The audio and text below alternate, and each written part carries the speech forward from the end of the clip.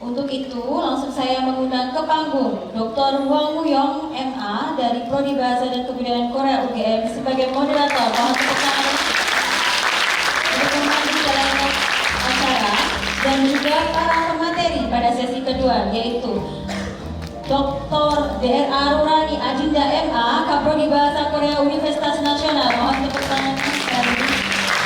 Selanjutnya, Ahmad Indonesia, B.A. MA PhD, Kaprodi Bahasa dan Kebudayaan Korea Universitas Jakarta. Para moderator, silakan. Selamat siang semua. 안녕하세요. 잘 안 들려요. 안녕하세요. Ya bagus, habis makan kita tetap semangat ya. Memang setelah makan siang, sesi kedua itu adalah sesi yang paling bahaya karena mulai ngantuk. Tapi dengan materi yang dibawa hari ini itu sangat menarik. Tapi saya yakin bahwa tidak ada yang tidur ya. Oke, saya memperkenalkan diri saya sendiri. Saya adalah moderator untuk sesi kedua. Nama saya Hwang Woo-young, dosen native di Prodi Bahasa dan Kebudayaan Korea di UGM. Hari ini ada tamu yang sangat saya hormati, dua pemakala. Yang pertama adalah Ibu Dr. Anda Rurani Adinda MA. Beliau adalah Kaprodi Prodi Bahasa Korea di Universitas Nasional Indonesia. Beliau ini memang dalam bidang pendidikan bahasa Korea itu sudah lama dan juga termasuk pelopor di bidang ini. Hari ini Ibu membawa materi perbedaan makna idiom anggota tubuh manusia bagian kepala dalam bahasa Korea dan bahasa Indonesia. Dengan bahasa Koreanya 한국어와 인도네시아의 신체 부분, 머리, 간용 표현의 의미 차이에 대해서 발표해 주시겠습니다. 그리고 yang kedua, pemakala yang kedua adalah Ahmad Riodesyar, MA, PhD, Kaprodi Bahasa dan Kebudayaan Korea di Universitas Gadjah Mada. Beliau ini sebetulnya kelihatan sangat seperti orang Jawa, tapi beliau ini darah dagingnya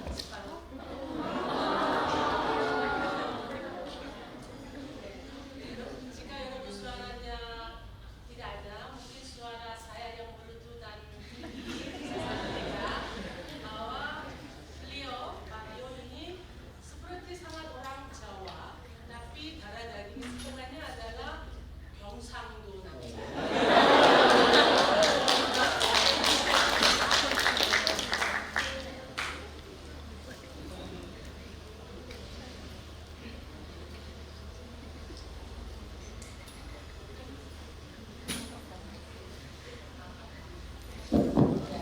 Mengapa saya menyatakan beliau ini 경상도 남자? Kelihatan sangat lembut ya, tapi beliau ini S1, S2, S3-nya semua di 경북대학교. Jadi 대구 남자입니다. Oke.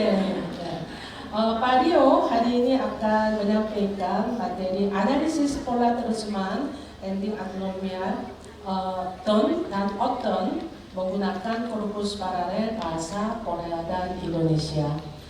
Sesi kedua juga sama, kedua pemakala masing-masing 20 menit menyampaikan materi, kemudian setelah itu kita masuk ke sesi tanya jawab.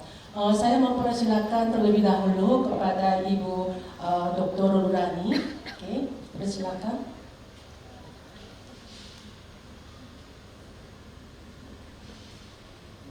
PPT tolong dipersiapkan. Warahmatullahi wabarakatuh.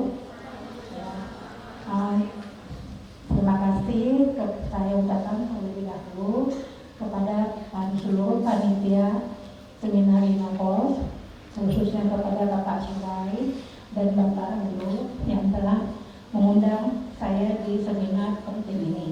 Terima kasih kepada semua peserta yang dapat hadir di sini. Ya. Sebelumnya perkenalkan, nama saya adalah Rura. Saya dosen yang mengajar Korea di Universitas Nasional. Tema materi saya hari ini adalah tentang idiom. Ya, idiom yang anggota tubuh manusia bagian kepala dalam bahasa Korea dan Indonesia. Materi susunan hari ini adalah pendahuluan, ada tujuan penelitian, metode penelitian, hasil dan pembahasan kesimpulan. Baik, berikutnya. Nah, kita ketahui tadi tahun 2025 ini hubungan Korea dan Indonesia telah mencapai usia 52 tahun. Selama 2 dekade ini, hubungan dua negara ini sangat erat hubungannya, terutama di dalam bidang ekonomi, politik, dan juga khususnya di dalam bidang pendidikan. Dan pendidikan bahasa Korea sudah ada di 4 lembaga tinggi, ada di seperti sekalian kita ketahui yang sekarang hadir dalam menyampaikan materi, yaitu UI, UGM, UPI, dan UNAS. Nah, UNAS itu merupakan universitas swasta di Jakarta yang mempunyai prodi bahasa Korea. Ya, di situ di dalam prodi bahasa Korea kami mengajarkan bukan hanya kajian kekoreaan, tapi juga mengajarkan kemahiran berbahasa Korea. Nah, di dalam bahasa Korea ini selain bahasa, kita memang harus mempelajari kemahiran berbahasa karena bahasa adalah hal penting di dalam prodi ini untuk bisa dipahami, terutama bahasa Korea. Dan di sini juga kita bisa melihat bahwa di penelitian tentang idiom. Apa itu idiom? Itu idiom adalah ya ungkapan yang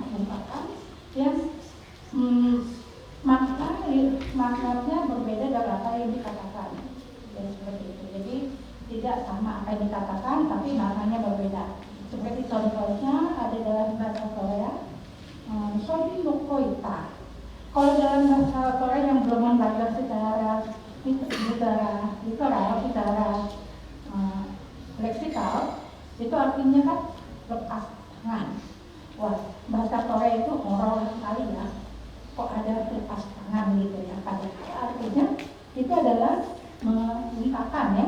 Ungkapan untuk mengatakan dalam bahasa idiom kita adalah artinya lepas tangan. Paham ya? Lepas tangan. Nah, lepas tangan dalam bahasa Indonesia itu adalah makna idiomnya adalah kita ini tidak mau tanggung jawab. Tapi di dalam bahasa Korea, Sunyokohita ini bukan merupakan tanggung jawab, tapi adalah salah satu perasaan yang bingung, ya, tidak tahu melakukan apapun. Seperti misalnya contoh di kalimatnya di sini, 직장에서 자린지 한 달이나 다는데 이렇게 아무것도 안 하고 손 놓고 있으면 어떡해, 뭐라도 해서 눈을 누워야지, ya, seperti itu. Jadi seakan ya kamu jangan pasif menyerah dalam situasi karena kamu baru diputus kerja, tapi kamu harus mencari solusi untuk mencari uang, seperti itu. Tapi kalau dalam bahasa Indonesia, kamu tidak bisa lepas tangan begitu saja setelah membuat masalah besar ini. Ya, jadi dua makna ini kalau dirasakan literal itu memang sama, tapi berbeda dalam konteks dan penggunaannya. Nah, untuk berikut ini saya menggunakan penelitian tentang kepala yang idiomnya dalam bahasa Indonesia dan bahasa Korea itu makna literalnya sama, tapi mungkin konteks dan penggunaannya berbeda. Nah, penelitiannya itu ya saya gunakan ya penelitiannya adalah dengan metode deskripsi kualitatif yang untuk mencarikan data-data dari sumber tertulis yang saya tentukan di sini ada beberapa sumber data yang terjadikan sebagai penelitian. Nah, dari itu saya kumpulkan saya data yang mencari data yang sama, makannya dan mineralnya lalu diolah. Nah, dari hasil penelitian itu ternyata hanya menemukan 7 anggota tubuh bagian kepala yang mineralnya sama, yaitu mulut, ya, anggota tubuh ya sebagai pasti mulut bagian kepala 3, bagian mulut 2, dan bagian mata itu 3. Jadi itu yang makna yang saya temukan dalam beberapa data yang saya temukan. Nah, contohnya di sini saya mau supaya cepat waktu, ada contohnya berat mulut dan gigi menggoktak.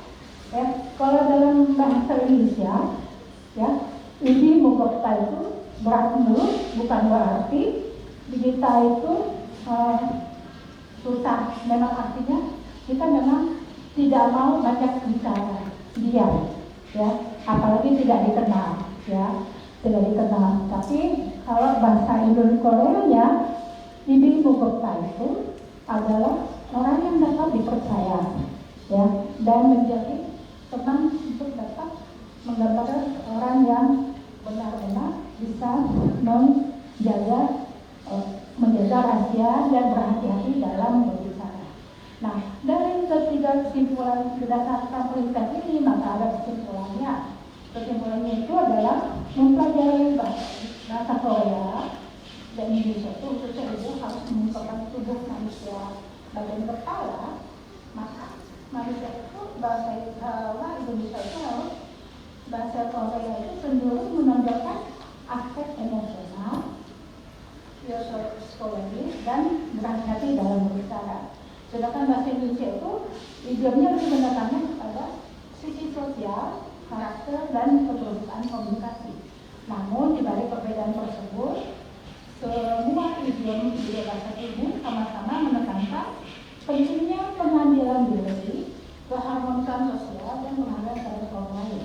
Dengan demikian, mempelajari pun tidak hanya belajar bahasa dan memahaminya, tapi juga jembatan budaya yang mempererat cross-cultural understanding antara Indonesia dan Korea. Dan untuk itu, setelah penelitian ini masih merupakan penelitian sangat sederhana. Nanti kalau ada di teman-teman di sini yang tertarik untuk lebih menyempurnakan penelitian saya atau melanjutkan penelitian saya, mungkin bisa meneliti tentang bagian anggota tubuh lain seperti misalnya tangan, badan, ataupun kaki. Ya, seperti itu. Jadi semoga dengan kajian penelitian seperti ini kita bisa memahami budaya Korea dan budaya Indonesia, dan bagaimana kita memahami cara berpikir orang lain yang mungkin tidak sama dengan kita yang kita pahami, ya, seperti itu. Nah, untuk itulah penelitian ini mungkin dalam suatu, mungkin kalian tidak paham dulu kalau sedang film drama Korea atau film drama Korea, video ini sering muncul. Itu bisa teliti dari film-film ataupun sekarang. Nah, biomarker saja yang digunakan dalam film ini atau dalam drama ini. Dan itu sangat menarik kan? Dan kalian bisa memahami. Karena dengan memahami budaya, berarti kita bisa memahami komunikasi dengan lancar. Ya, untuk itulah kita dapat berbahasa harus lebih memahami budaya yang kita pelajari, dan juga memahami budaya kita sendiri. Untuk itu, mengharap teman-teman yang ada di sini yang belajar bahasa Korea harus lebih cepat, bukan lebih cepat ya, lebih dapat seperti kata Ibu Rosa ya, mendalami apa yang ingin kalian kuasai, apa yang ingin kalian pahami. Ya, dengan itu diharap ini dapat berkembang secara luas. Terima kasih. Assalamualaikum warahmatullahi wabarakatuh.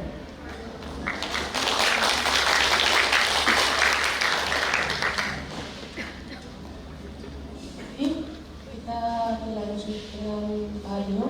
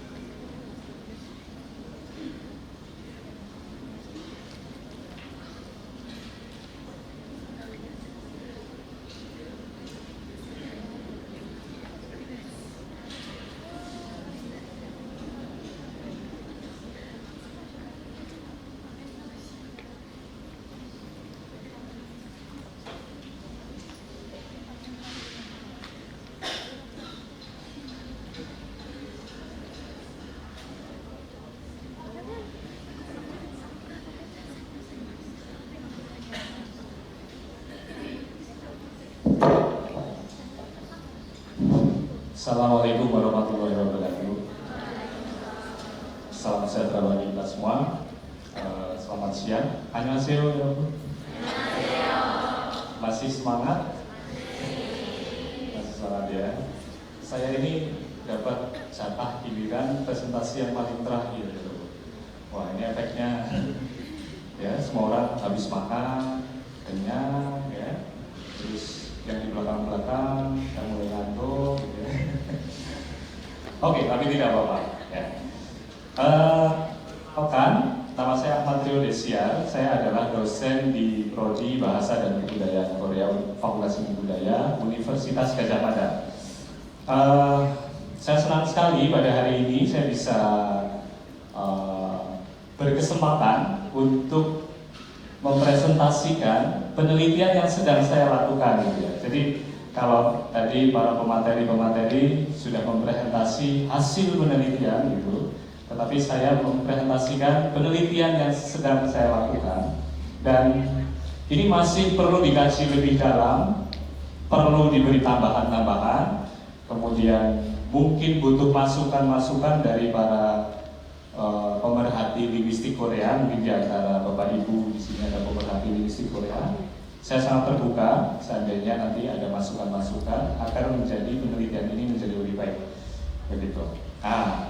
Penelitian yang sedang saya lakukan ini judulnya adalah analisis pola terjemahan endingan nominal ton dan odd ton menggunakan korpus paralel bahasa Korea Indonesia. Mungkin bagi Bapak Ibu teman-teman yang belajar bahasa Korea mungkin tidak asing ya dengan endingan nominal ton ataupun odd ton. Tapi mungkin orang-orang yang tidak belajar bahasa mungkin ini apa gitu ya. Tapi saya akan mencoba menjelaskan dengan mudah. Jadi penelitian saya seperti apa? Penelitian saya ini strukturnya adalah latar belakang, landasan teori, metodologi penelitian, pembahasan, kemudian ada penutup. Dan penelitian ini tujuannya adalah untuk menganalisis padanan ending nominal tadi, ton dan ton, ke dalam bahasa Indonesia. Kemudian melihat pola terjemahannya juga dalam bahasa Indonesia. Kira-kira ton dan aton ini kalau dipadankan ke dalam bahasa Indonesia itu bisa dipadankan dengan apa ya? Saya mulai dari pertanyaan itu. Penelitian ini kemudian dilaksanakan. Nah, untuk peneliti ini saya menggunakan objek penelitian korpus paralel bahasa Korea dan bahasa asing milik Institut Nasional Bahasa Korea. Ya. Kemudian coba kita lihat di latar belakang di bahasa seluruh dunia itu ada namanya struktur klausa atau fenomena struktur klausa yang membatasi dan mengubah isi kata benda. Kalau dalam bahasa Indonesia, bahasa Inggris misalnya ya, itu umumnya disebut klausa relatif. Klausa relatif. Tetapi dalam bahasa Korea itu umumnya bukan disebut sebagai klausa relatif, tetapi disebut klausa adnominal atau klausa determinatif. Atau mungkin yang belajar linguistik Korea tahu ya, namanya kwanyeongjol. Nah, terus kwanyeongjol atau kwanyeongjol atau relatif, klausa relatif itu apa? Saya beri contoh yang mudah. Misalnya wanita yang cantik. Yang cantik itu adalah klausa relatif. Makanan yang dimakan misalnya. Yang dimakan itu adalah klausa relatif. Apa lagi misalnya ya? Rumah makan yang dulu sering saya kunjungi, yang dulu sering saya kunjungi itu adalah klausa relatif. Dalam bahasa Indonesia klausa relatif biasa ditandai dengan konjungsi seperti yang, di mana, bahwa, gitu ya. Nah, kalau dalam bahasa Korea itu biasanya ditandai dengan ending nominal ini. Nah, tadi mungkin melihat judulnya ending nominal itu apa, gitu ya. Nah, ending nominal ada beberapa, Bapak Ibu, saudara-saudara, teman-teman. Ada nil, ada ne misalnya, ada real, dan ada juga ton. Nah, di dalam penelitian saya fokusnya peneliti ton ini. Nah, ton ini menarik. Kenapa menarik? Karena ton dalam bahasa Korea itu menunjukkan ada tensisnya, dia menunjukkan tensis dan juga menunjukkan aspek.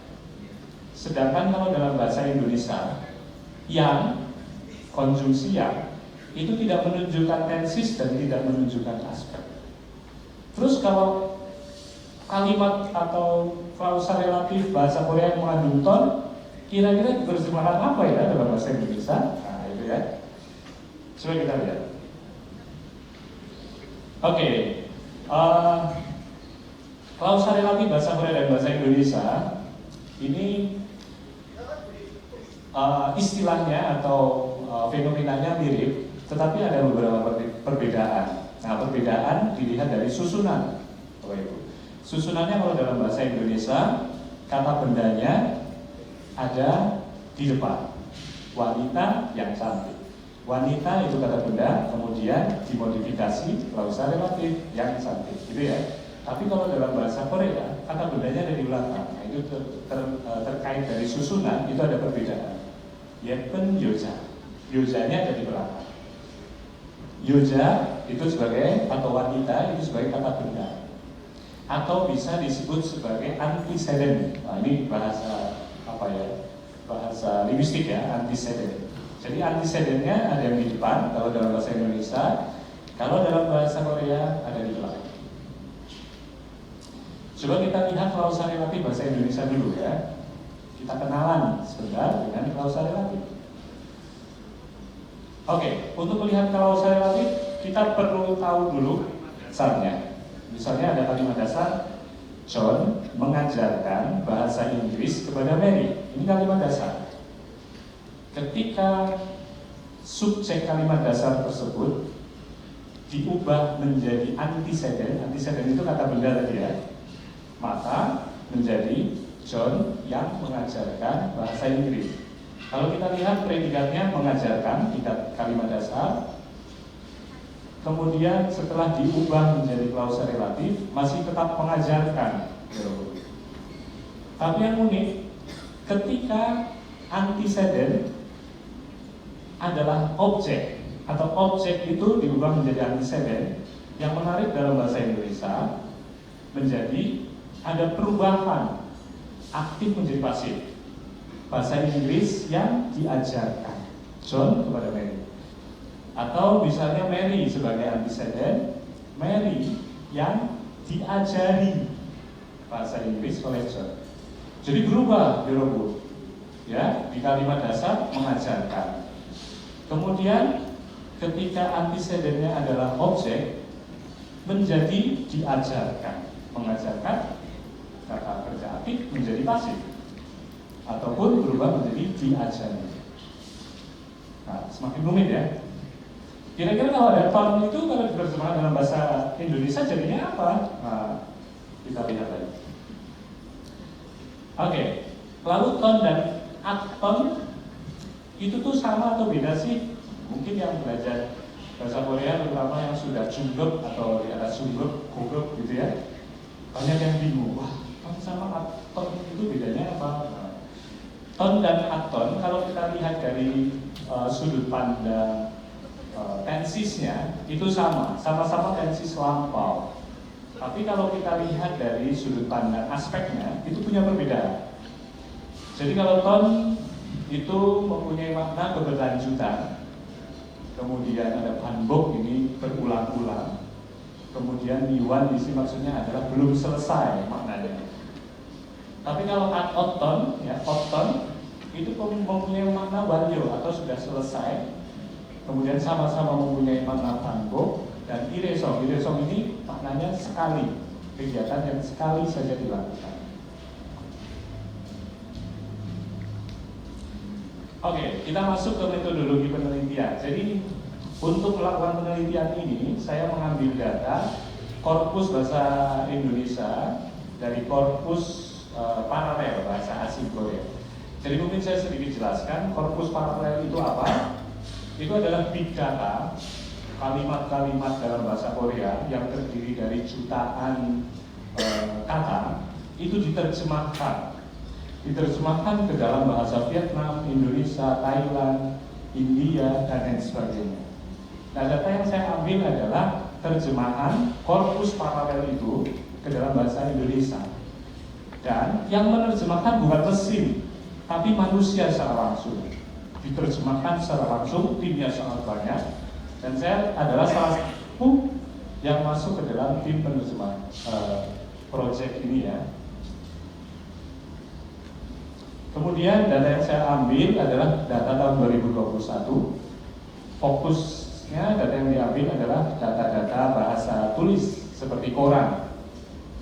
Ada sekian juta kata yang diambil.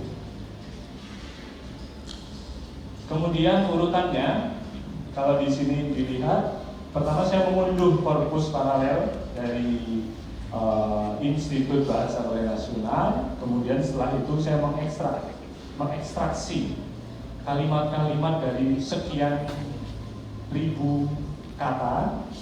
Saya kumpulkan kalimat-kalimat, klausa-klausa yang mengandung ton dan atoton.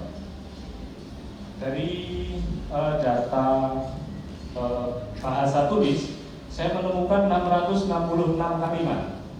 Kemudian dari 666 kalimat itu dipilah lagi, ternyata ada 107 kalimat yang ada tonnya, tapi itu tidak termasuk dalam klausa relatif. Maka akhirnya saya bisa menemukan 559 kalimat setelah dipilah-pilah ya. Dari 559 kalimat saya klasifikasikan menjadi dua. Kalimat yang mengandung ton saya klasifikasikan sendiri, atoton saya klasifikasikan sendiri. Kemudian hasilnya seperti ini. Nah, ini yang ditunggu-tunggu ya. Jadi kalau kita lihat ada 559 data. Dari 559 itu ditemukan data atoton atau kalimat yang mengandung atoton itu 438. Kemudian yang mengandung ton itu 121. Dan di antara data tersebut yang temuannya yang bisa dikatakan sebagai temuan, di antara data tersebut ternyata 82%-nya itu diterjemahkan menjadi yang, diterjemahkan menjadi konjungsi yang. Kalau kita lihat ton ada 95 kalimat, atoton ada 364 kalimat. Sisanya tidak diterjemahkan sebesar 15%. Kemudian diterjemahkan dengan konjungsi lain itu ada 3%. Maka bisa kita tarik kesimpulan, ton ataupun atoton itu bisa dipadankan gitu ya, atau merupakan bisa dipadankan dengan yang dalam bahasa Indonesia, atau yang merupakan padanan yang paling mendekati paling tidak itu ya, dalam bahasa Indonesia terkait ton dan atoton. Walaupun yang itu tidak bisa menunjukkan aspek maupun tensis gitu ya. Coba kita lihat contoh-contohnya. Banyak sekali ton dan atoton semuanya diterjemahkan menjadi yang. Kalau kita lihat contoh pertama misalnya iton gijun diterjemahkan yang ada, jadi yang ya. Gemu heton gijun bekerja, yang bekerja.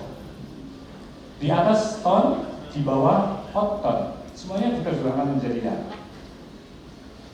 Kemudian dari hasil terjemahan yang atoton yang diterjemahkan menjadi yang, jika kita telisik lebih dalam lagi, ternyata hasilnya unik. Hasilnya dari 459 yang diterjemahkan menjadi yang itu, ada juga sekitar 68% memang diterjemahkan yang saja. Tapi sisanya ada juga yang menerjemahkan atau diterjemahkan menjadi yang telah, yang pernah, yang sebelumnya, yang dulu, yang sudah, dan lain sebagainya. Nah, dalam bahasa Indonesia untuk menunjukkan aspek atau kalam atau tensis itu dalam klausa relatif maupun dalam kalimat itu biasanya menggunakan kata keterangan waktu. Maka penerjemahan ton untuk bisa menunjukkan tensis lampaunya, nah, penerjemahannya banyak juga ditemukan menggunakan yang telah, yang pernah, telah, pernah itu adalah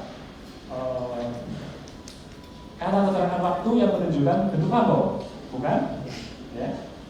Kemudian yang dulu misalnya, yang sempat, yang awalnya, dan lain sebagainya. Kita bisa lihat contohnya, misalnya Kepsongjanhaton, ya, diterjemahkan yang telah berkembang besar. Misalnya Judoheton, yang pernah memimpin.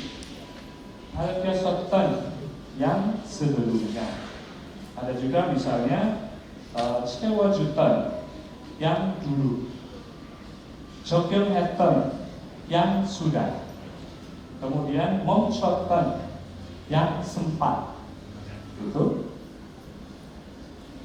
Kemudian yang unik, ada juga yang menerjemahkan yang sedang, yang sedang.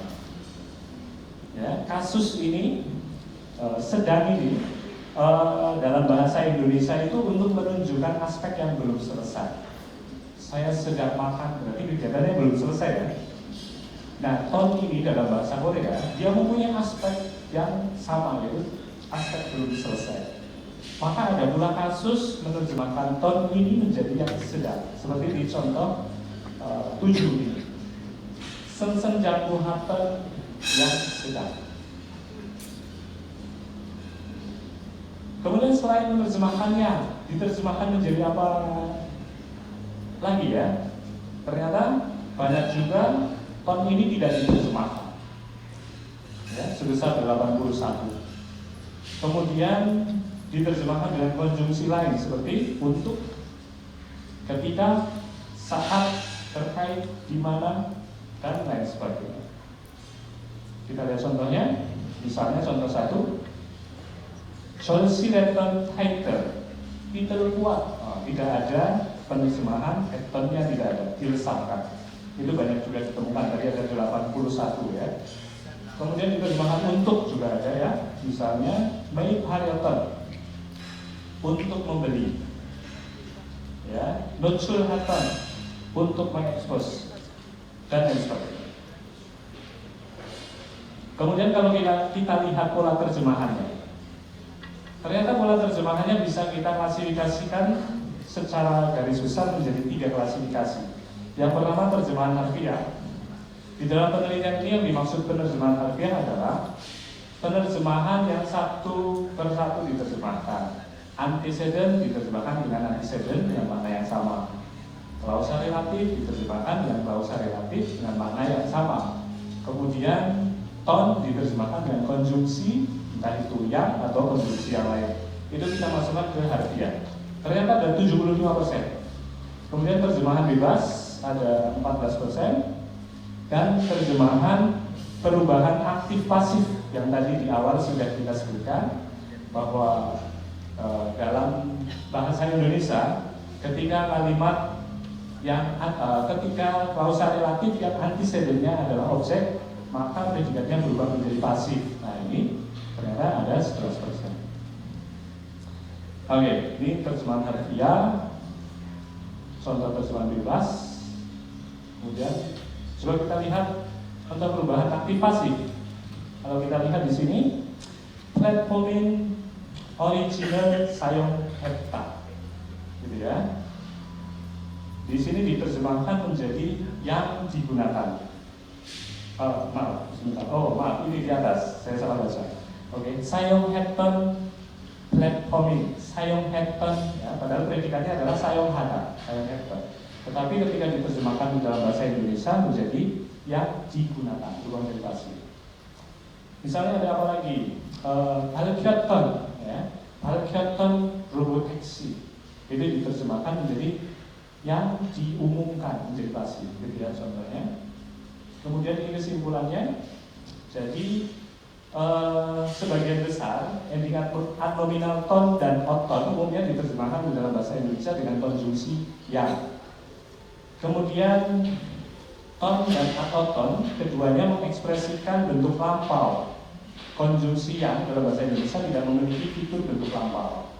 Oleh karena itu, yang dikombinasikan dengan adverbia lampau seperti telah, pernah, sebelumnya, dulu, sudah, dan lainnya untuk mengekspresikan bentuk lampau.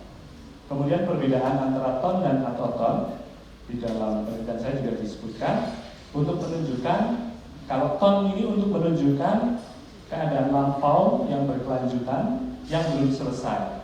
Sementara oton menunjukkan pengalaman tertentu atau peristiwa yang telah selesai. Kemudian dalam beberapa kasus adverbia sedang juga ditambahkan untuk mengekspresikan bentuk ton yang menunjukkan kegiatan belum selesai.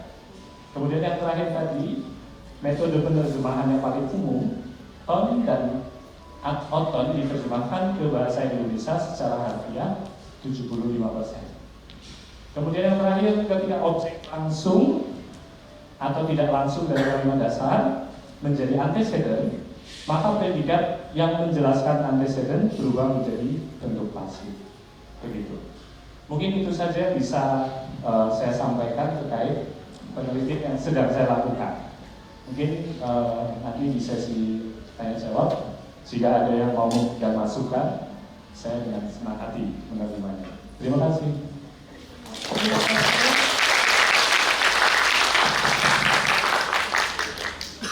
Oke, berikutnya adalah sesi tanya jawab. Presentasi dari Ibu Luba, idiom ya.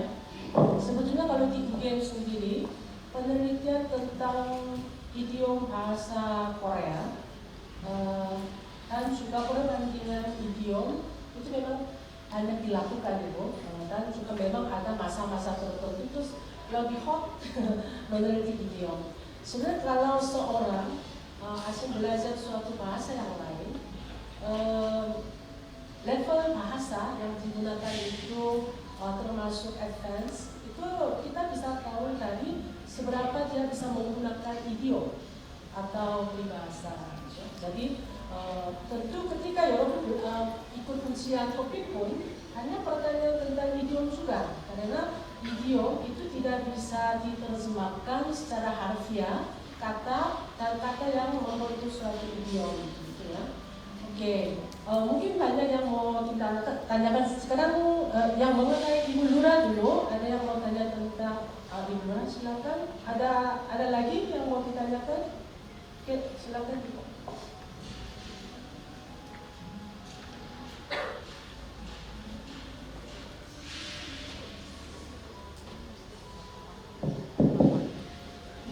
안녕하세요. 저는 개성원대학교 한국어문화과학생 알마라고 합니다. 네, mungkin yang ingin saya tanyakan, jadi saat ini saya sedang dalam proses brainstorming untuk judul skripsi, dan kebetulan saya tertarik untuk meneliti tentang idiom dalam bahasa Korea. Jadi yang saya ingin tanyakan kepada Luna Gesuni, jadi jika saya lihat di penelitian sebelumnya itu, kebanyakan penelitiannya itu berfokus pada aspek semantik dan budayanya. Jadi yang ingin saya tanyakan, apakah mungkin ada aspek lain yang bisa diteliti dalam penelitian tersebut? Jadi mungkin penelitiannya bisa lebih menarik gitu atau mendalam gitu. Terima kasih, Samita. Ada lagi yang mau ditanyakan mengenai video? Ya. Sementara untuk pertanyaan pertama Ibu bisa menjawab langsung. Assalamualaikum warahmatullahi wabarakatuh. Ya, terima kasih dengan pertanyaannya. Ya, memang tadi kata Ibu Huang, idiom itu memang sudah banyak diteliti ya, di awalnya juga berbagai macam. Nah, sekarang pun idiom masih bisa banyak lagi dikuasai, apalagi yang diteliti sekarang sudah zaman modern, sudah teknologi sudah maju, mungkin bisa terjadi dalam masalah penerjemahan melalui apa namanya penerjemahan seperti Google atau seperti Papago atau seperti di AI, itu bisa dilihat apakah memang sesuaikah pemahaman idiom yang digunakan dalam pemahaman itu atau tidak. Itu merupakan satu penelitian tentang, memang bersangkutan selalu dengan budaya, karena idiom ini memang berkaitan dengan budaya. Jadi selalu dikaitkan dengan budaya, dan kita melihat dari segi komunikasi atau segi linguistiknya itu bagian terjemahannya. Ya, mungkin itu bisa dijadikan salah satu objek penelitian. Terima kasih. Ada lagi yang mau ditanyakan? Ya, sebagai sedikit tambahan aja karena saya juga banyak membimbing yang skripsi yang berhubungan dengan idiom. Sebetulnya seperti dikatakan Ibu Lura, memang terjemahan juga sangat bagus. Kemudian sebetulnya dari morfologi, sintaksis juga bisa diteliti karena banyak yang idiom ini susunannya ada yang sifatnya yang sintaktik, artinya sesuai dengan susunan kata bahasa Korea. Tapi ada juga sistem penyusunannya berbeda dengan bahasa Korea, karakter bahasanya. Ya. Jadi itu juga bisa dari segi ini. Kemudian dari mungkin dari segi yang morfem pembentukannya sudah mungkin bisa.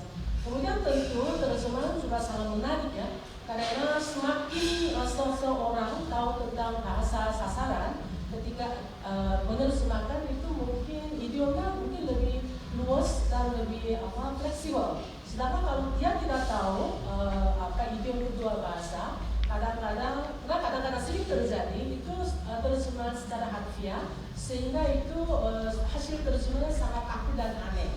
Itu juga banyak terjadi ya. Kemudian juga seperti Ibu katakan bahwa ini zaman AI ya. Jadi bagaimana si AI menerjemahkan idiom juga mungkin hanya sangat menarik juga. Oke, terima kasih. Oke, mungkin sambil yang berpikir tentang idiom, kemudian kita jika ada pertanyaan tentang pario yang berhubungan dengan korpus paralel, terjemahan ton sama oton oleh orang Indonesia. Ada yang mau ditanyakan? Silakan. Ya, Pak Surai, Pak Ibu, kemudian, oke, kalau begitu sementara dua penanya terlebih dahulu, ya silakan.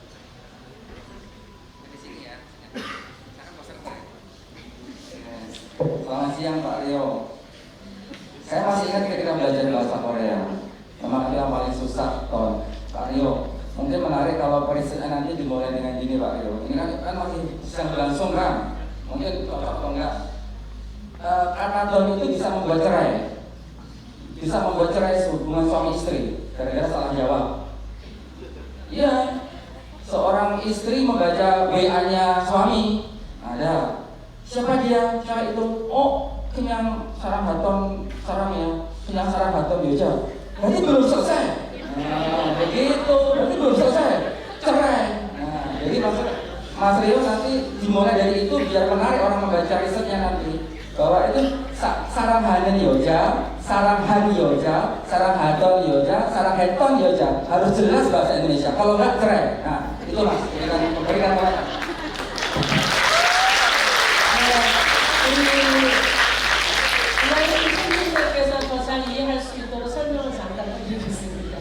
이 문법, 우리 수레 교수님이 한국어를 배울 때 어려웠던 중에 하나가 이 문법이었다고 합니다. 자, 남편하고 아내가 이렇게 서로 카카오톡이나 대화를 보면서 이 남자 누구야? 이 여자 누구야? 대답할 때 내가 사랑하던 여자야, 사랑했던 여자야, 사랑한 여자야, 사랑하고 있는 여자야. 근데 이 표현을 잘못 쓰면 아직도 사랑하는 여자인가? 아니면 이미 지난 사랑인가? 이것 때문에 부부싸움이 될 수 있기 때문에 더 잘 가르쳐야 한다고. 네. 자, 혹시 알아서? 아주 중요하다고. 네.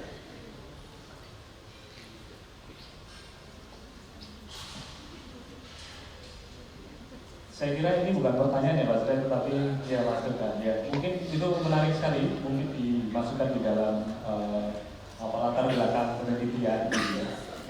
Itu bisa dipertimbangkan Pak. Ya, terima kasih. Ya, baik, terima kasih. Kemudian kita bisa ke penanya kedua, Ibu, ya, silakan.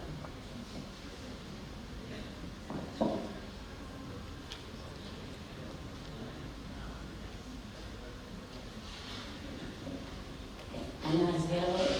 저는 고생담이라고 공부합시라학원에서 한국어 선생님입니다. saya ini bertanya kepada Pak Rio, sehubungan dengan saya sebagai seorang guru di MTK Bahasa Korea, khusus untuk program JKM IPA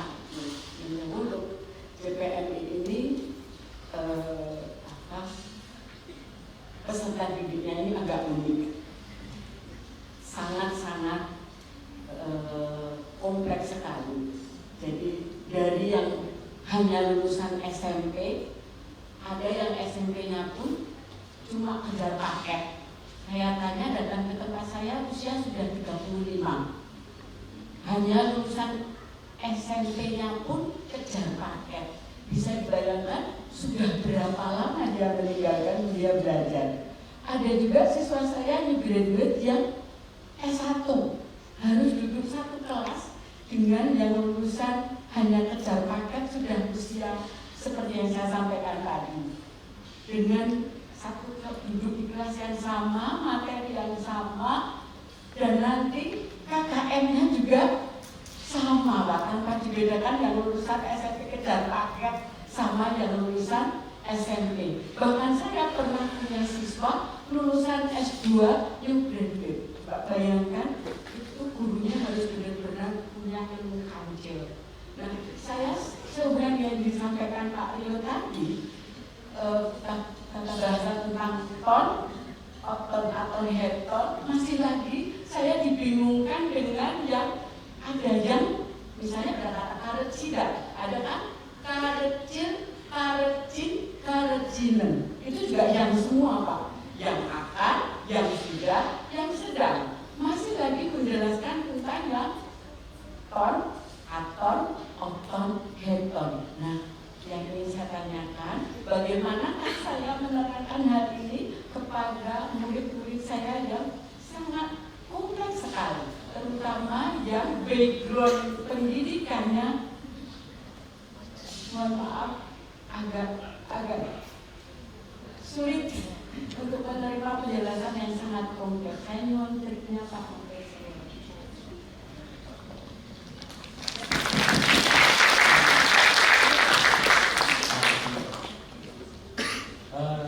Terima kasih pertanyaannya dengan Ibu Zero.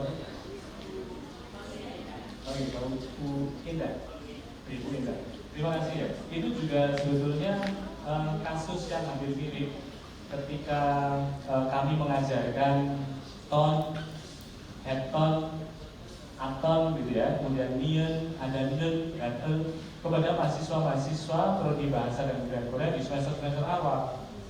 Misalnya di mata kuliah tertentu tiba-tiba keluar kata itu padahal belum diajarkan gitu. Itu juga agak susah ya. Untuk pengajaran ini Bu Indah mengajarkan dari ilmu kancil tadi ya. Ilmu kancil jadi dicampur pesertanya ada yang tadi dari lulusan SMP mungkin ya, ada yang lulusan SMA, ada juga yang sudah S2 dicampur-campur gitu ya. Itu pengajarannya gimana gitu, agak susah ya. Tapi cara yang paling mudah itu untuk mengajarkan, mungkin untuk PMI begitu, adalah mencari padanannya. Tapi walaupun sebetulnya kalau di dalam teori pengajaran itu mengajarkan dengan mencari padanannya itu banyak teori yang menyatakan itu kurang baik. Tetapi saya kira untuk orang-orang yang punya latar belakang yang beragam-ragam, itu mencari padannya, mengajarkan dengan cara mencari padannya itu adalah salah satu cara yang bagus juga. Terutama untuk PMI ini ya. Misalnya tadi hasil penelitian saya juga itu sebetulnya bisa mengarah kepada cara mengajarkan ton dan aton itu bagaimana. Padanan dalam bahasa Indonesia adalah yang gitu misalnya yang. Maka kalau muncul kalimat ada ton dan aton udah diterjemahkan yang aja. Kalau kalian bingung diterjemahkan yang aja. Itu yang simpel. Tapi kalau mau lebih detail lagi, sebetulnya tentang kausal relatif ini kan tadi dalam bahasa Korea kan ditunjukkan dengan ada nian misalnya apa? Mogen emsik, nen, mogen emsik, mogen emsik, ada mokton emsik, mokton emsik misalnya ya. Yang paling mudah ketika mengajarkan nen, nian, kemudian ada itu diajarkan tensisnya. Kalau nian itu adalah tensisnya lampau. Kalau ne itu berarti tensisnya masa kini. Kalau adalah tensisnya masa depan. Maka mogen emsik kita terjemahkan makanan yang sudah dimakan. Karena lampau, maka dalam bahasa Indonesia ditambahkan dengan kata keterangan yang menunjukkan kata lampau, yang sudah, yang telah, yang apa lagi? Yang Oke, yang dulu misalnya ya, yang sudah yang paling gampang ya. Kemudian kalau yang learn itu kan tensisnya masa kini, maka cara mengajarkannya ya ditambahkan yang sedang gitu misalnya. Makanan yang sedang dimakan. Kalau yang earn itu tensisnya adalah masa depan, maka cara mengajarkannya ditambahkan dengan yang akan misalnya. Makanan yang akan dimakan. Nah, yang agak susah ketika masuk ton ini, ton dan ton. Karena kalau tadi year, dan earn itu dia hanya perbedaannya adalah tensis ya, waktu atau kita bisa disebut sebagai ya waktu gitu ya, atau kala. Tapi kalau ton ini sudah lebih rumit lagi, ada tensisnya, ada juga aspeknya. Nah ini aspek ini apa hubungannya? Aspek. Kalau tensis itu berhubungan dengan kegiatan itu sudah dilakukan, sedang dilakukan, atau akan dilakukan. Itu kita berbicara tentang tensis. Tapi kalau kita berbicara tentang aspek, apakah kegiatan itu masih berlangsung ataukah sudah selesai? Itu adalah aspek. Gitu. Jadi ada kegiatan yang sedang dilakukan tapi sedang berlangsung juga. Ada juga yang akan dilakukan tapi sudah selesai juga. Misalnya dalam bahasa Indonesia nih, besok ini kan tensisnya masa depan ya. Besok kalau kita ketemu jam 7, saya sudah terbang. Oh, besok nih kalau kita ketemu jam 7, saya sudah terbang. Tensisnya ini karena besok itu masa depan, tapi sudah itu menunjukkan aspek kegiatan sudah selesai. Gitu. Jadi agak sedikit rumit ya. Oke, kita balik lagi ke ton dan atoton. Ton dan atoton itu sama-sama kalau berbicara tentang tensis itu sama-sama lampau. Sama-sama lampau. Bedanya di aspek. Aspeknya apa? Kalau ton itu masih berlangsung, tapi kalau atoton itu sudah selesai. Begitu bedanya. Nah dalam bahasa Indonesia kebetulan padanan yang sama persis tidak ada. Maka tadi hasil dari penelitian saya ternyata orang-orang Indonesia ini bukan AI, yang menerjemahkan adalah manusia, dan waktu menerjemahkan mereka tidak fokus menerjemahkan ton, tapi fokus menerjemahkan kalimat-kalimat. Ternyata hasilnya orang-orang penerjemah ini yang sudah terpilih menerjemahkan ton dan atoton menjadi yang secara garis besar. Begitu. Mudah-mudahan menjawab.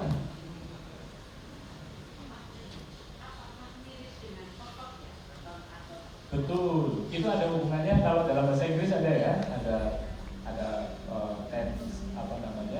tensis, ada juga aspek. Nah itu perfect itu hubungannya dengan aspek. Bisa membantu? Menarik sekali. Ada lagi yang mau ditanyakan? Dek, silakan.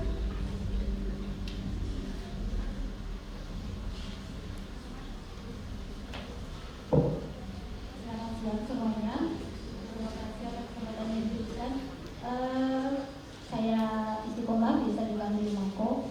Kebetulan saya juga mengajar untuk calon CPNI yang mau bekerja di Korea Selatan. Nah, karena saya juga sebagai konten kreator, jadi pas saya di TikTok itu sempat ditanya apa sih bedanya ton dan atoton. Nah, otomatis kan saya harus menjawab dan saya mencari referensi kemana-mana dulu seperti itu. Nah, ini saya mau curhat sama Rio Yosumin. Jadi saya akan menjawabnya begini, sama ada dua. Kalau ton itu sesuatu yang di zaman dulu itu sering dilakukan, yang pertama. Kemudian yang kedua, ton juga untuk sesuatu yang belum selesai. Kemudian biar lebih jelas, biasanya saya kasih contoh. Misalnya dua orang mahasiswa sudah lulus, misalnya mahasiswa UGM. Nah, mereka mau ketemuan di dulu yang kafenya itu mereka sering berkunjung ke situ. Terus saya kasih contoh, Neil, Haton, KPSO, mana kayo. Nah, berarti dulu di kafenya itu sering kayak gitu. Kemudian yang kedua yang belum selesai dilakukan, Aka, Masjidon, kopi ka Odisayo. Tadi kopi yang saya minum ada di mana? Berarti kopinya belum habis. Saya kasih contoh seperti itu. Kemudian yang out heton itu berarti bukan yang di masa lampau, tapi yang nggak sering Jadi misalnya ada mungkin sekali 2 kali, nah itu misalnya ihoshi jorosite iton wedding dress ya. Ini adalah wedding dress yang dulu pernah saya pakai saat upacara pernikahan, maka itu boleh menggunakan atau beton.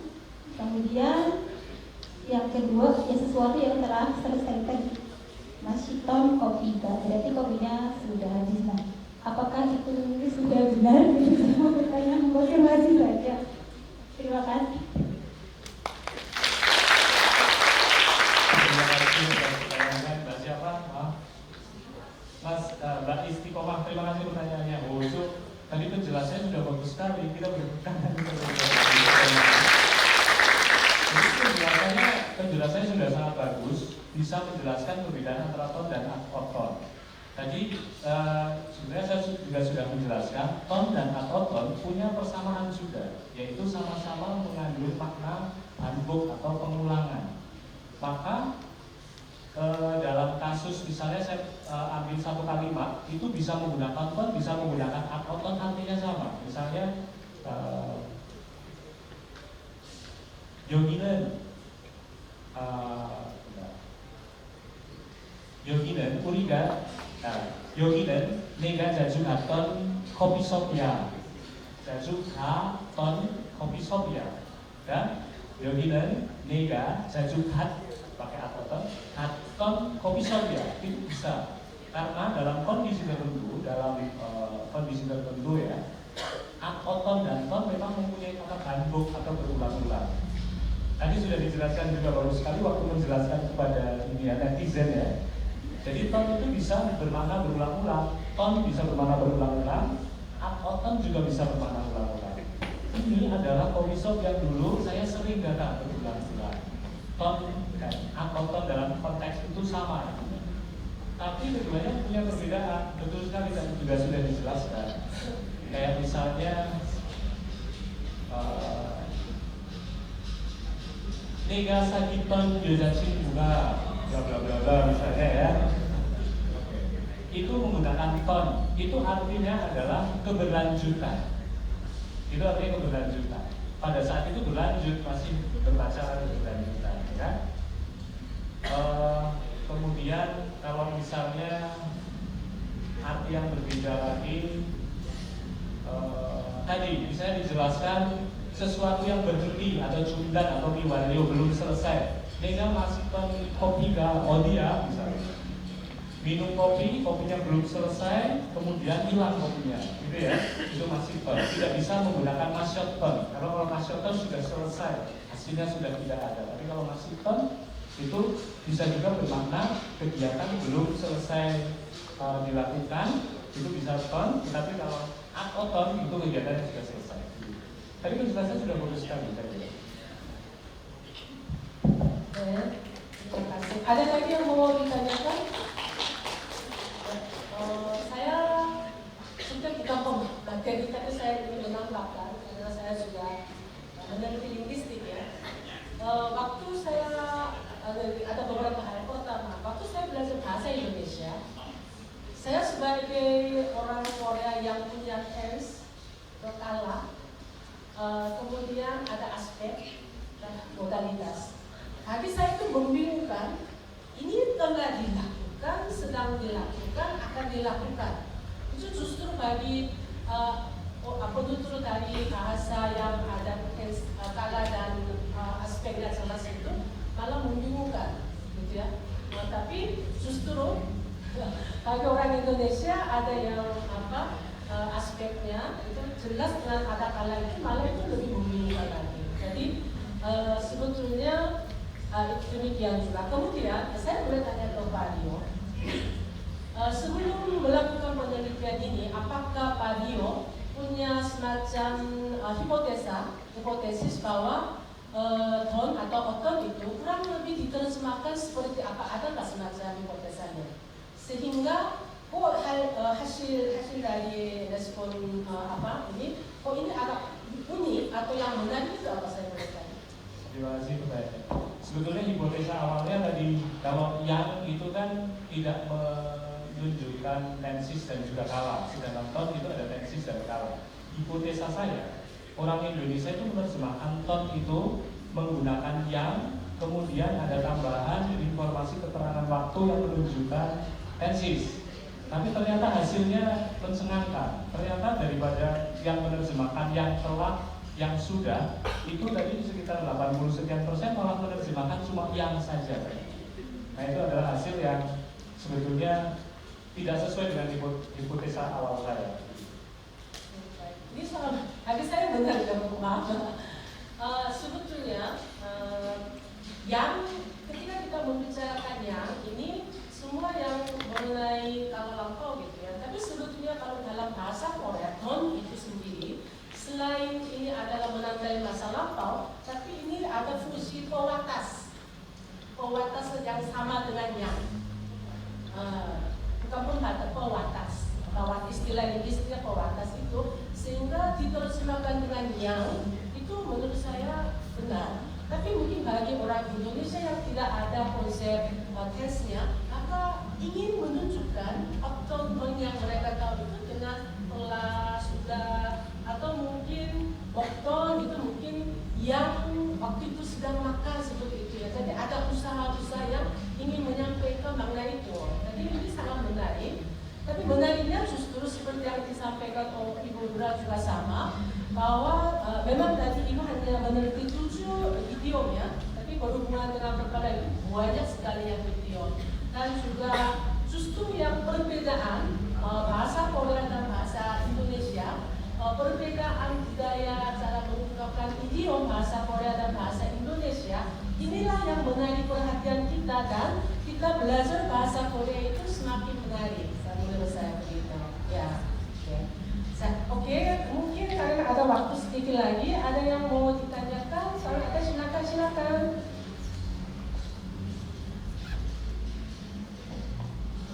Selamat sore, annyeonghaseyo. Perkenalkan untuk kesekian kalinya Mas Rio, saya Doni. Kebetulan saya dan Mas Rio satu alumni SMA itu. Jadi memang untuk materi ini banyak ini jadi banyak bingung ya Mas. Dan saya juga salah satu kesibukan terakhir ini mengajar bahasa Korea di bidang lembaga-lembaga swasta. Nah, benar yang Ibu tadi bilang bahwa audien kita itu ada yang dari SMP, ada yang SD, bahkan S2 juga. Nah, kebetulan sharing sedikit nih Mas, yang saya praktekkan itu justru kalau saya awalnya tidak berfokus pada bahasa Korea dulu, saya lebih berfokus pada bahasa Indonesia kita dulu. Karena yang kita pelajari itu kan bukan bahasa yang sehari-hari, yang kita pelajari kan bahasa baku. Sedangkan otak kita itu berpikir sudah terbiasa tidak baku. Jangankan kita yang belajar di otak manusia, AI saja ketika kita lulus tidak baku dia pusing loh Mas. Hasilnya pasti salah semua, apalagi kita yang manusia dan masih belajar. Nah, apakah yang saya lakukan ini sudah benar atau memang ada trik tambahan lagi? Karena kebetulan kalau kita mengajar dalam CPM itu waktunya S1 kan 4 tahun. Ini cuma 3-4 bulan menyulam mereka bisa berbahasa Korea, kayaknya Doraemon aja kalah gitu. Ya, terima kasih. Assalamualaikum warahmatullahi wabarakatuh. Terima kasih. Oke, langsung. Ini saya kira jawabannya bukan hanya dari saya ya. Sebetulnya itu bertanya terkait pengajaran ya, teori pengajaran yang baik itu seperti apa ya. Mungkin ada ahli dari UPI ya, Universitas Pendidikan Indonesia yang fokusnya ngulik di bidang pengajaran gitu ya. Tapi saya berpendapat dengan Mas Doni, ketika mengajarkan bahasa asing itu perlu si pembelajar itu paham dulu bahasanya sendiri. Itu saya setuju sih, saya setuju.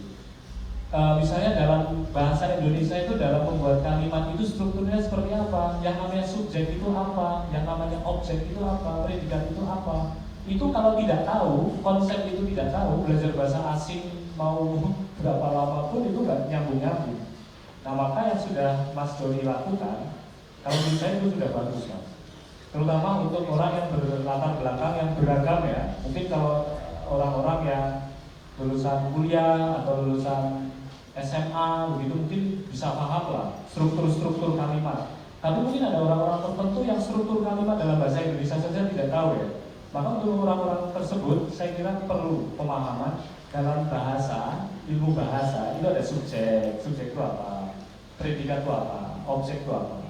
Tidak akan mungkin pembelajar tahu bagaimana cara menggunakan ele itu kan partikel punya objek ya.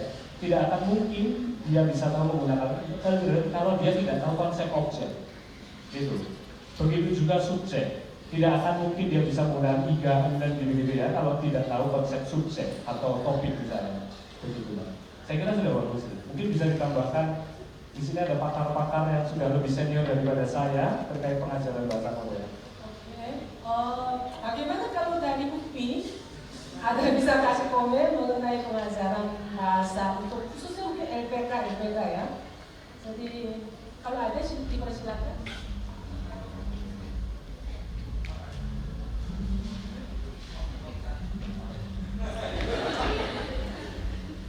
Oh ya, terima kasih atas pertanyaannya. Kalau untuk saya setuju dengan yang Mas Dio sampaikan tadi. Kalau terkait pengajaran, memang yang paling utama adalah pengajarnya juga memahami juga yang dasarnya terlebih dahulu gitu, dan juga bisa memahamkan itu kepada para muridnya gitu. Tapi memang sebenarnya kalau di LPK pasti tantangan besarnya adalah studentnya atau muridnya itu tidak mungkin tidak berada dalam mungkin pengetahuan yang sama di awalnya, sehingga mungkin itu yang menjadi tantangan besarnya. Sebenarnya kalau di UPI sendiri kami belum pernah sebenarnya punya workshop atau apapun yang berkaitan dengan LPK. Cuman ketika mengadakan misalnya workshop terkait pengajaran sendiri, dan beberapa kali kami pernah melakukan hal tersebut, memang mau tidak mau memang pengajaran terkait yang dasarnya itu memang harus benar-benar diperkuat terlebih dahulu gitu. Jadi mungkin kedepannya dengan Minakos ada di sini juga gitu, bisa mengadakan mungkin workshop yang bisa membantu para LPK juga untuk meningkatkan kemampuan pengajarnya juga terkait dengan pengajaran bahasa Korea, dan bisa melakukan mungkin riset juga ya, jadi memetakan misalnya masalah apa yang sering ada di dalam pengajaran dan pembelajaran di LPK itu sendiri, sehingga nanti ke depannya hal-hal yang kesulitan yang dialami oleh LPK ini bisa dipecahkan bersama-sama. Jadi masalah yang muncul di LPK bisa diselesaikan bersama-sama juga bersama LPK itu sendiri, dan juga para mungkin peneliti yang ada di bawahnya Minakos juga nanti. Ya, terima kasih. Memang peran UPI itu juga sangat penting untuk pengajaran, tidak hanya untuk S1 seperti UPI, UGM, UNAS ya, tapi sekarang bahasa Korea ini bukan sekedar bahasa yang gemari disukai oleh akademis, tapi lulusan mau SMP, SMA yang ingin bekerja di Korea juga banyak belajar. Tentu di situ perlu perhatian khusus ibu yang dari LPK. Kalau saya S2-nya sudah dari latar belakang pengajaran bahasa Korea, maka kalau saya bisa kasih tips bahwa metodologinya mungkin perlu pendekatan. Kalau misalnya orang yang baru lulus SMP, yang bahasa Indonesianya atau belum tahu apa grammarnya secara subjek objeknya belum tahu, itu bagaimana caranya, itu perlu pendekatan dari metodologinya. Waktu perang dunia kedua itu, Amerika itu harus mendidik atau melatih orang-orang yang menjadi mata-mata di seluruh dunia, karena benar-benar mereka harus bisa fasih bahasa bersangkutan. Waktu itu mereka di Amerika menggunakan metodologi yang berbeda. Jadi kalau sekarang pengajaran bahasa Korea itu, metodologi pengajaran yang dominan adalah yang komunikatif. Tetapi pada waktu di Amerika itu mereka kan adalah drill and skill. Jadi mungkin tidak harus tahu sampai SPO open, tetapi dengan drill dan skill juga sebetulnya sekedar untuk misalnya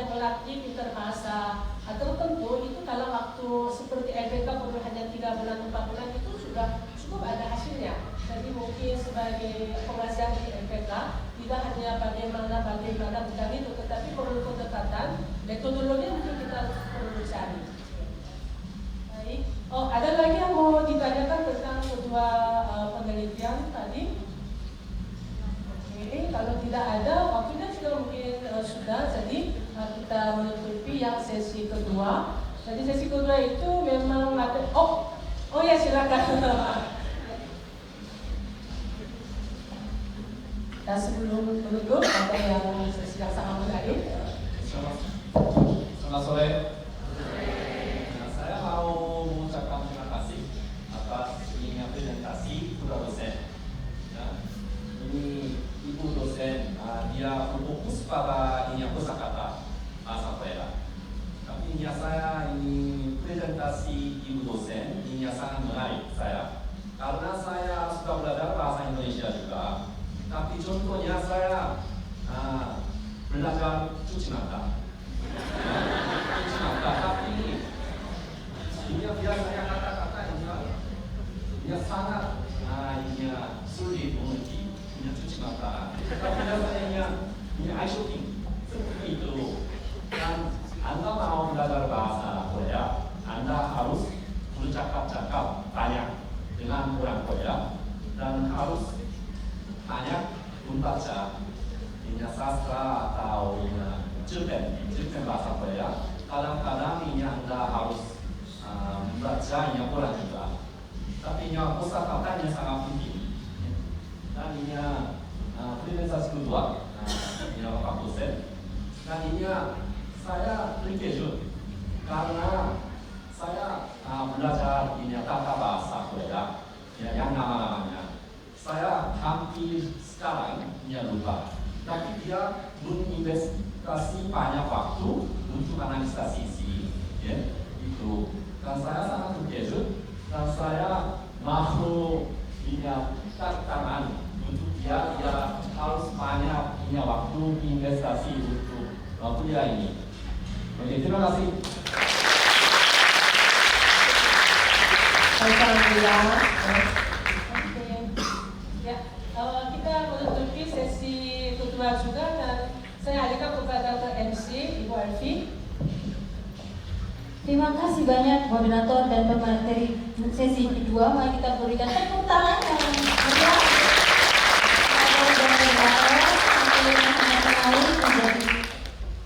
menjadi bahan diskusi mungkin untuk ajari mungkin Dewi untuk menjadi bahan diskusi berikutnya, terutama pengajaran dari Tom dan Atom atau tentang idiom tadi ya.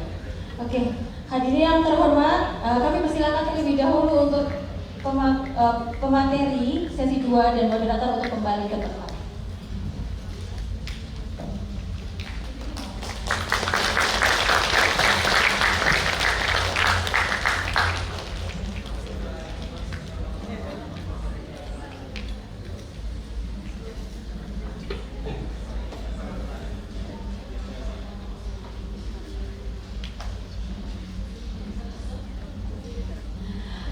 Terima kasih. Hadirin yang terhormat, tibalah kita di penghujung acara, walaupun mungkin masih banyak yang mau lebih lama lagi untuk berdiskusi tentang bahasa Korea, pengajaran, linguistik atau Korean Study. Tapi acara Inakos harus berakhir sampai di sini.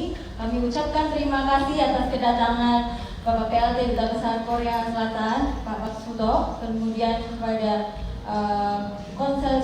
Konsul Jenderal Bapak Kang Won-jun dan Direktur Korean Foundation Bapak Isang Hun, dan juga seluruh hadirin yang hadir dari pagi sampai siang sore hari ini. Kami mengucapkan juga terima kasih kepada FIB sebagai penyelenggara dan juga Korean Foundation yang telah mendukung acara rangkaian Inakos tahun ini. Semoga ke depan Inakos semakin berjaya dan dapat mengadakan acara yang lebih menarik serta menjangkau lebih luas minat Korea di seluruh Indonesia.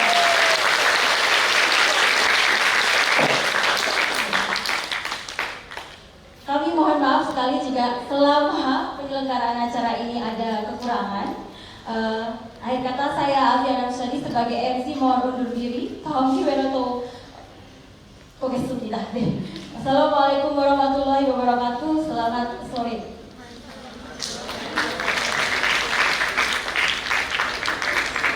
Tambahan pengumuman untuk yang belum men-scan QR code mungkin bisa men-scan. Men-scan QR code yang akan segera ditampilkan oleh panitia. Kemudian bagi yang bertanya, ada hadiah dari Dr. Surai, Pak Surai, silahkan maju ke depan dan mengambil buku sebagai hadiah. Terima kasih. Bagi yang tadi sempat bertanya, silahkan